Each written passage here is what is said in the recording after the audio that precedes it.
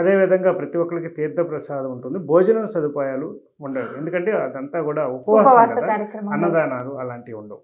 ప్రసాదం ఉంటుంది, అది మేము అందజేస్తాము. పిల్లలు కూడా అందరికీ కూడా ప్రత్యేకంగా ఈ యొక్క కార్యక్రమం చివరి వరకు ఉన్నవారికి.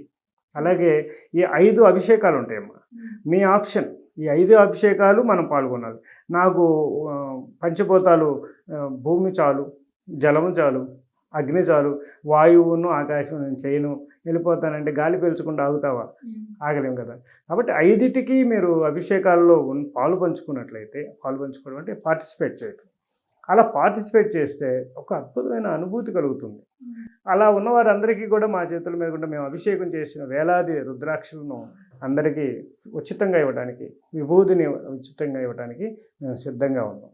కాబట్టి వాటన్నిటిని కూడా తీసుకోవచ్చు. అలాగే గూగుల్ ఫామ్ ద్వారా కూడా రిజిస్టర్ అయ్యారనుకోండి, దాంట్లో కూడా మేము రుద్రాక్షను అందజేస్తాం. ప్రతి ఒక్కరికి కూడా రుద్రాక్ష అందజేస్తారా? ప్రతి ఒక్కరికి ఉచితంగా అందజేయడం జరుగుతుంది.